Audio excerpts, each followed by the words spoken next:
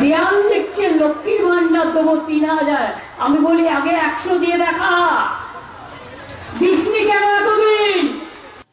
নমস্কার, আমি ইন্দ্রজিৎ।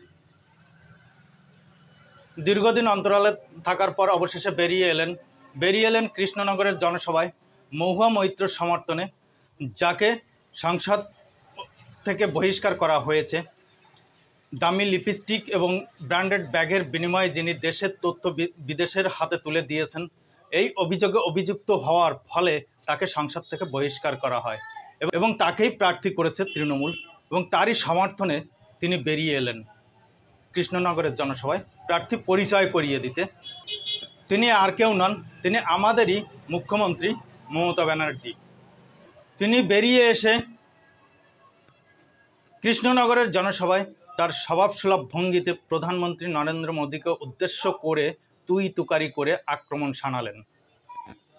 লক্ষ্মীর ভাণ্ডার নিয়ে তাকে আক্রমণ করলেন। আচ্ছা, এই লক্ষ্মীর ভাণ্ডারের টাকাটা উনি কি নিজের থেকে দেন, না আমাদের জনগণের ট্যাক্সের টাকায় ওই টাকাটা দেওয়া হয়? আর 500,000 টাকা এটা একটা সংসারের জন্য কি হয়? উনি তো ক্ষমতায় এসেছিলেন টাটাকে তাড়িয়ে, কিন্তু এবং তখন বলেছিলেন ক্ষমতায় আসার 6 মাসের মধ্যে শিল্প করে দেখাবেন। তা 6 মাস তো চলে গেল, 6 মাসের জায়গায় আজ 12টা বছর। উনি কি একটু বলবেন যে টাটাকে তাড়ানোর পর এই 12 বছরে উনি কয়টা শিল্প এ রাজ্যে এনেছেন? প্রত্যেক বছর তো শিল্প মেলা করেন, আমাদের ট্যাক্সের টাকা খরচা করে, কোটি কোটি টাকা খরচা করে শিল্প মেলা করেন। এই কোটি কোটি টাকা খরচা করে যে শিল্প মেলাগুলো করেছেন, ফলে কয়টা শিল্প এসেছে? অতি সম্প্রতি স্পেনে গিয়েও উনি শিল্প মেলা করলেন। সেখানে আমাদের বিশিষ্ট শিল্পপতি সৌরভ গাঙ্গুলি ঘোষণা করলেন যে শালবনীতে উনি ইস্পাত শিল্প করবেন। দর্শক, আপনারাই বলুন তো সেই ইস্পাত শিল্পর খবরটা কি? আমার কাছে কিন্তু কোনো তথ্য নাই। আপনাদের কাছে যদি কোনো তথ্য থাকে একটু জানাবেন। মমতা ব্যানার্জি মহুয়া মৈত্রকে সমর্থন করতে গিয়ে উনি সিএ প্রসঙ্গ টেনে নিয়ে এলেন। সিএ প্রসঙ্গকে এনে বলছেন যে সিএ নাগরিকত্ব দেওয়ার আইন নয়, এটা হচ্ছে নাগরিকত্ব কেড়ে নেওয়ার আইন। অর্থাৎ সিএ রুলসের কোথায় উনি দেখেছেন যে নাগরিকত্ব কেড়ে নেওয়ার আইন লেখা রয়েছে? ওই আইনের কোথাও বলা আছে যে নাগরিকত্ব কেড়ে নেওয়া হবে? উনি সিএকে এনআরসির সঙ্গে গুলিয়ে দিয়ে মানুষকে বিভ্রান্ত করছেন, মানুষকে আতঙ্কিত করছেন। কেন? সিএর কোন রুলসে বলা রয়েছে, কত নম্বর রুলসে বলা হচ্ছে যে নাগরিকত্ব কেড়ে নেওয়া হবে? উনি বললেন সিএতে অ্যাপ্লাই করলে নাকি নাগরিকত্ব কেড়ে নেবে এবং ডিটেনশন ক্যাম্পে পাঠাবে। বিষয়টা কি এত সোজা? এভাবে কেন বিভ্রান্ত করছেন আপনি? এরপর উনি বললেন পাসপোর্ট আইনটা অবশ্যই কেন্দ্রীয় সরকারের আওতায়। তাহলে সেই পাসপোর্ট আইনে যখন বলা হচ্ছে যে 71 সালের দলিল দেখাতে হবে, তাহলে এত বছর ধরে যে কংগ্রেস ক্ষমতায় ছিল, আপনিও তো সেই কংগ্রেসে ছিলেন, কেন আপনি তখন বিরোধিতা করেননি বা তখন কেন সংশোধনটা করেননি? আজ যদি পাসপোর্ট আইনটা সংশোধন করা হতো বা থাকতো, তাহলে আজকে কি এই সিএর প্রয়োজনীয়তা দেখা দিত? আপনারা যখন ক্ষমতায় ছিলেন তখন তো পাসপোর্ট আইনটা সংশোধন করেননি। বাম, কংগ্রেস কিংবা পরবর্তীতে আপনার যে তৃণমূল দল, সেটাও তো আপনারা কখনো প্রতিবাদ করেননি বা কখন সংসদে তা নিয়ে কোনো উত্থাপন করেননি, তা নিয়ে কোনো প্রশ্নই করেননি। আজ যখন সিএর মাধ্যম দিয়ে বিতাড়িত নিপীড়িত হিন্দুদের নাগরিকত্ব দেওয়ার চেষ্টা করা হচ্ছে, তখন তার কেন বিরোধিতা করছেন? আপনি এক পর্যায়ে বলছেন মতুয়া সম্প্রদায়কে যে আপনারা আমাকে বিশ্বাস করেন তো? আচ্ছা, আপনিই বলুন, আপনাকে কেন বিশ্বাস করবে?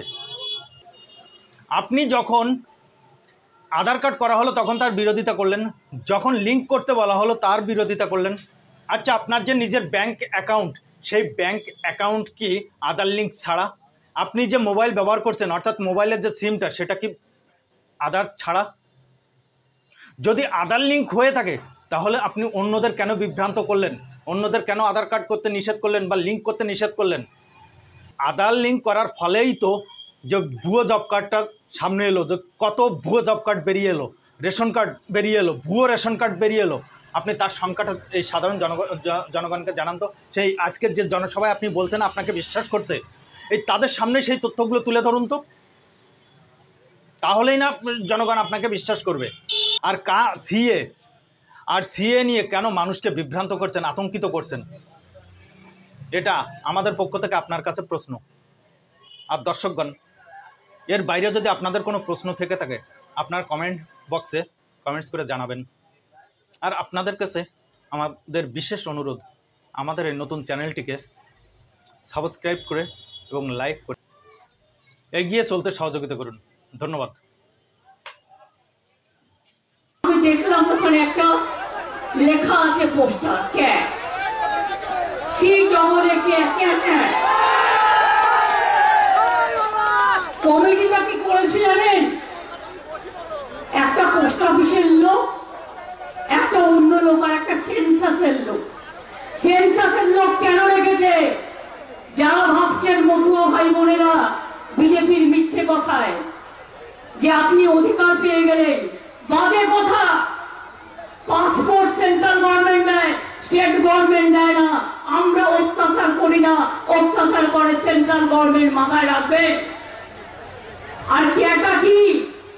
সেন্সাসের মেম্বার রেখে দিয়েছে এই কারণে, ক্যাটা হচ্ছে মাথা আর লেজাটা হচ্ছে এনআরসি।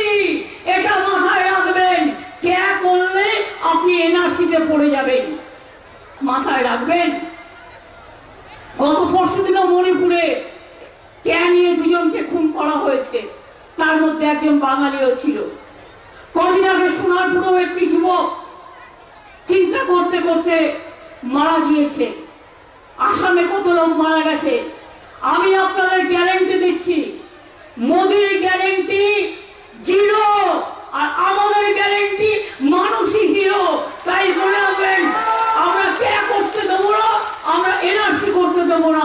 মতুয়া বন্ধুরা, আমাকে বিশ্বাস রাখুন, আমি আপনাদের কোনো নাগরিকত্ব কেড়ে নিতে দেবো না। আপনারা নাগরিক, ইতিমধ্যেই আমরা সবাই নাগরিক।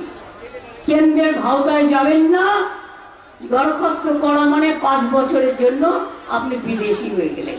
আপনার সব কেড়ে নেবে, সব কেড়ে নেবে এবং ডিটেনশন ক্যাম্পে রেখে দেবেন।